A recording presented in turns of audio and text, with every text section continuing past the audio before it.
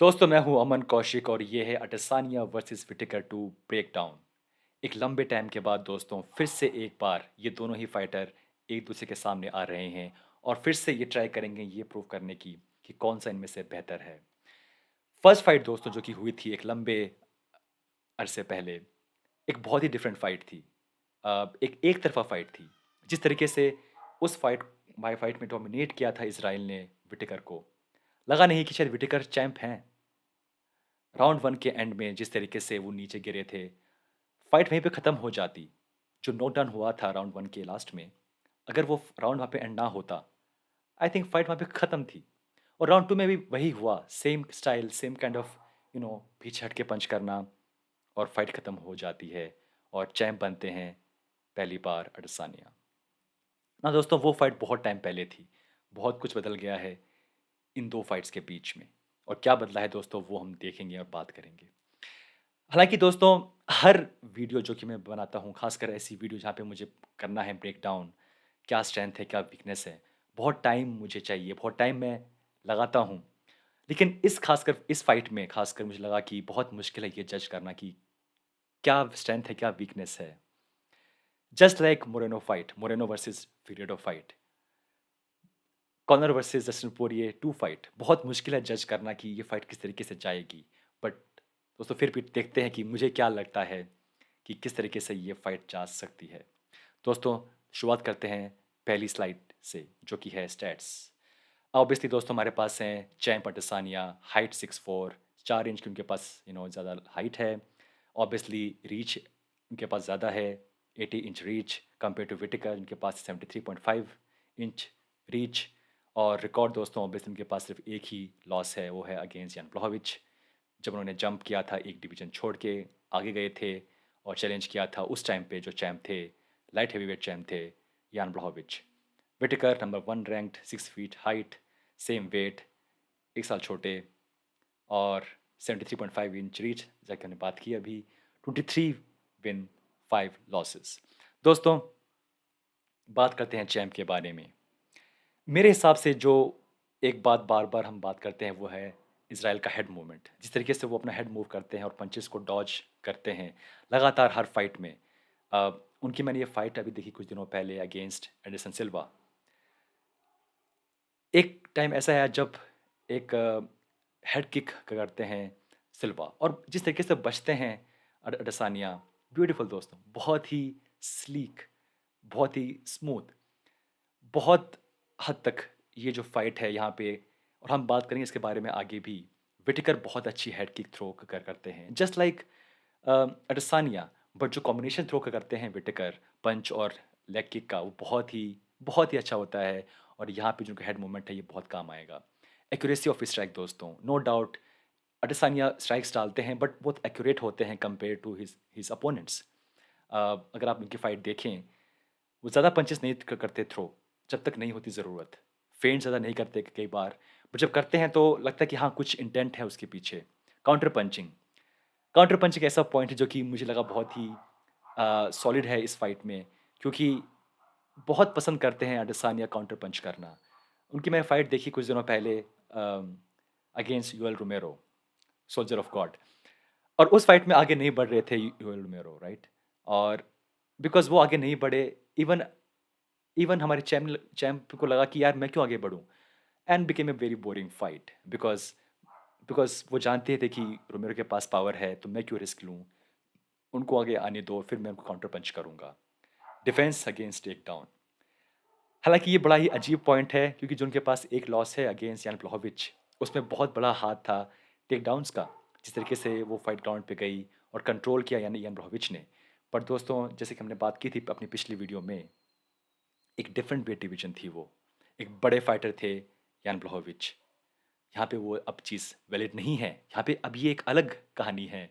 ये डिवीजन है अडेसानिया की। यहाँ पे वो बड़े फाइटर हैं, उनके पास ज़्यादा रीच है, उनके पास एडवांटेजेस हैं। ऑब्वियसली हाइट, रीच हमने बात की कैसे उनके पास ज़्यादा है। जो एक पॉइंट मेरे हिसाब से जो कि उनकी वीकनेस है वो है ग्रैपलिंग। दोस्तों 80 से ज़्यादा फाइट उनके पास हैं in kickboxing, 80 fights in kickboxing. इतना ज़्यादा उनके पास एक्सपीरियंस है किक बॉक्सिंग का, उसको आप नहीं ओवरलैप कर सकते विद ग्रैपलिंग। हाँ, उनके पास है defence against take down. But अगर फाइट जाती है ग्राउंड के ऊपर, आई फील कि, और यहाँ पे सवाल भी है शायद मेरा सबसे बड़ा सवाल, कि अगर फाइट जाती है ग्राउंड के ऊपर, कितनी देर तक और क्या कंट्रोल कर पाएंगे विटेकर अडेसानिया को ग्राउंड पे और डैमेज कर पाएंगे।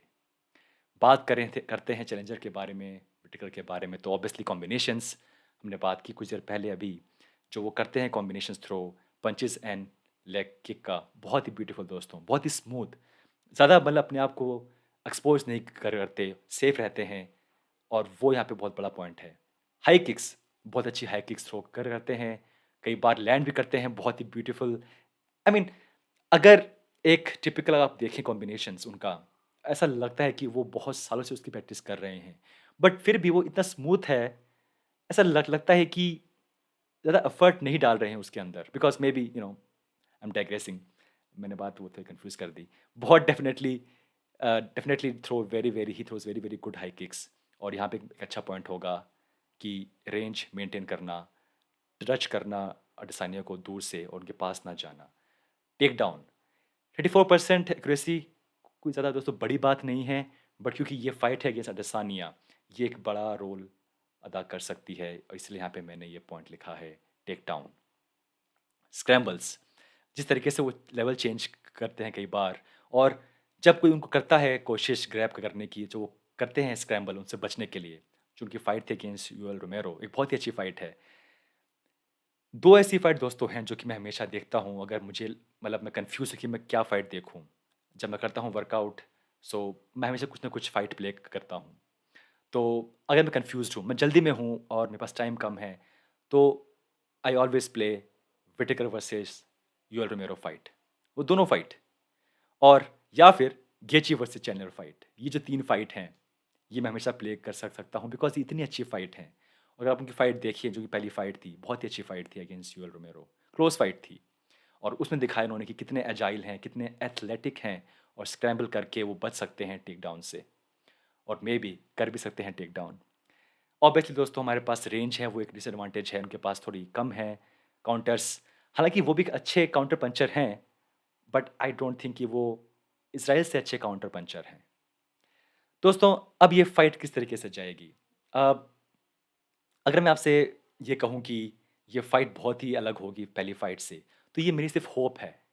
आई आई आई वांट कि ये फाइट्स है वो अच्छी फाइट हो, बैक बैक एंड फोर्थ हो, लास्ट राउंड तक कि ओह आई डोंट नो क्या होगा, कौन ये फाइट जीतने वाला है। बट ये पॉसिबल है कि ये फाइट ऐसे ना भी जाए। पर अगर हम ये बात मान लें कुछ देर के लिए कि विटेकर उस टाइम पे डेफिनेटली अपने पीक पे नहीं थे, मेंटल प्रेशर, फाइट करना against in front of his fans, लंबा गैप उनकी लास्ट फाइट से पहले, इंजरीज थी उससे पहले, दो फाइट अगेंस्ट यूएल रोमेरो, और जोएल रोमेरो से फाइट करना दोस्तों लगातार बैक टू बैक 2 बार, बहुत टफ है दोस्तों, बहुत टफ है। जो उनको इंजरी हुई थी, आई थिंक फर्स्ट फाइट के, आई थिंक वो फर्स्ट फाइट में हुई थी, फर्स्ट फाइट के फर्स्ट राउंड में, वो इंजरी दोस्तों बहुत ही बड़ी इंजरी थी, और उसके बाद लगा शायद यू नो हल्के से थोड़े से वो उनका गेम बदल गया है, हल्का सा, ज़्यादा नहीं। और ऑब्वियसली चैम्प बनना इतनी कम एज में, डिफेंड करना अपनी बेल्ट अगेंस्ट यूएल रोमेरो, एक बहुत ही बड़ी बात थी, और उस टाइम पे वो बैक टू बैक फाइट कर रहे थे, इंजरीज थी, मान लेते हैं कि उस टाइम अपने पीक पे नहीं थे। और अगर आप उनकी फाइट देखें जो उनकी हुई है last 3 fight against Till, against obviously Gastelum, is looking good, लग रहा है कि वो कॉन्फिडेंट हैं, लग रहा है कि अब वो इशू नहीं उनके पास जो कि पहले थे। हर फाइटर ऐसा सोचता है कि हाँ वो फाइट में हारा इसलिए बिकॉज ये इशू था। हम ये कई बार देखते हैं कि कोई रीमैच होता है कि हम देखते हैं कि हाँ उस टाइम पे ये बात थी, इस टाइम पे मैं अलग हूँ। हमेशा ये बात हम देखते हैं, सुनते हैं और पढ़ते हैं।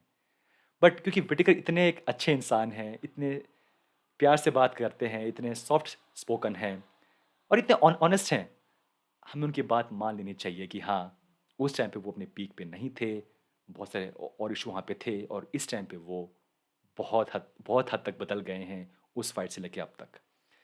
तो हाँ, क्वेश्चन यहाँ पे ये है कि अगर ये फाइट जाती है ग्राउंड के ऊपर, जो कि ये एक बहुत बड़ा एक पॉइंट है जो कि लोग बात कर रहे हैं बार बार, तो क्या कंट्रोल कर पाएंगे विटेकर अडेसानिया को ग्राउंड पे, और कब तक कर पाएंगे? अगर ये फाइट रहती है इन स्टैंड अप, बहुत मुश्किल है ये कहना कि अडेसानिया खुद जाके अटैक करेंगे। नॉर्मली अडेसानिया वो चैंप हैं। वो सोचते हैं कि मैं चैंप हूँ, मेरी ईगो है, ये चैलेंजर ये मेरे पास आए और मुझ पे अटैक करे। और यही यहाँ पे एक पूरा खेल है कि अगर पास जाएँगे विटेकर तो काउंटर पंच करेंगे अडेसानिया। तो बहुत मुश्किल है वो रेंज जज करना कि क्या मैं आगे जाऊँ और पंच करूँ या मैं वहीं पे खड़ा रहूँ और वेट करूँ कि थोड़ा पास आएँ। यही दोस्तों पूरा एक खेल है यहाँ पे। It's a game of inches. तो अगर ये फाइट रहेगी इन स्टैंड अप तो शायद थोड़ा-सा फेंट करना कि हाँ, मैं आ रहा हूँ करने के लिए टेक डाउन, बट नहीं किया टेक डाउन। एक गेम उन्हें खेलना पड़ेगा और एंगेज करना पड़ेगा उनको। क्योंकि अडेसानिया से जीतना इन स्टैंड अप गेम बहुत मुश्किल होगा लंबे टाइम तक क्योंकि रेंज ज़्यादा है, रीच ज़्यादा है। तो अल्टीमेटली उनको पास तो जाना पड़ेगा ही और वो पास जाएँगे तो काउंटर स्ट्राइक होगा। तो एक रेंज मेंटेन करना, अटेम्प्ट करना टेक डाउन और अगर मिल जाए तो फिर वहीं पे फाइट को कंट्रोल करना। एक एक बहुत ही अच्छी बात मुझे किसी ने बताई थी कुछ दिनों पहले कि क्योंकि लंबे हैं इतने अडसानिया, ऐसा लगता है कि अगर वो रहते हैं रिंग के बीच में, तो ईज़ी है टेक डाउन और अगर वो बहुत पास हैं केज के, तो शायद बहुत मुश्किल है टेक डाउन क्योंकि उनके पास सपोर्ट है केज का। आई एम नॉट श्योर कि कितना सच है, कितना गलत है, बट एक इंटरेस्टिंग पॉइंट है। अ, जिस तरीके से मूव करते हैं अडसानिया दोनों ही स्टांस पे, अगर ये फाइट जाती है बिल्कुल रहती है बीच में केज के, तो वो शायद बेहतर रहेगा फॉर विटेकर बजाय ये फाइट जाती है मतलब थोड़ा-सा बाउंड्री के पास, केज के बिल्कुल पास, जहाँ पे शायद बच सकते हैं अडेसानिया। आई मीन मैं आपको कन्फ्यूज़ कर रहा हूँ, बट ये पूरा गेम यहीं पर है कि कैसे विटेकर डैमेज ना लेते हुए अटेम्प्ट करें टेक डाउन और फिर वो कर सकें और अगर नहीं होता है टेक डाउन, तो रेंज मेंटेन करते हुए कॉम्बिनेशंस थ्रो करें और फ़ोर्स करें अडेसानिया को कि वो उनके पास आएँ, बजाय कि विटेकर उनके पास जाएँ, जो कि बहुत ही मुश्किल है और इसलिए मैं कह रहा हूँ कि मुझे बहुत मुश्किल लगा ये वीडियो बनाना because it's a very difficult fight to जज। बट दोस्तों आई होप कि जो मैं कह रहा हूँ आप कुछ सेंस कुछ कर रहा हो। हालाँकि मैंने बहुत कुछ यहाँ पे आपको शायद उलझा दिया है। But yes, this is the game दोस्तों। रेंज कैसे मेंटेन करेंगे विटेकर। लोग यहाँ पे ये बात कर रहे हैं कि किस तरीके से विटेकर ये फाइट जीत सकते हैं। बट कम लोग ये फाइट कर रहे हैं कि हाँ, कैसे ये फाइट अडसानिया जीत सकते हैं। बिकॉज़ पेपर में देखें आप तो लग रहा है शायद अडेसानिया ज़्यादा पावरफुल हैं, लाइक ओवरऑल। उनके पास रेंज है, उनके पास बेसिकली ज़्यादा तरीके हैं हिट करने के। पर दोस्तों दिस इज़ द गेम दोस्तों। आई एम नॉट श्योर कि क्या होगा। It's a very good fight. I am दोस्तों very excited and I am very confused कि ये फाइट में क्या होगा। आई होप कि आपको ये वीडियो देखने में कुछ मज़ा आया हो। दोस्तों मिलते हैं इस फाइट के बाद live. Take care. See you soon.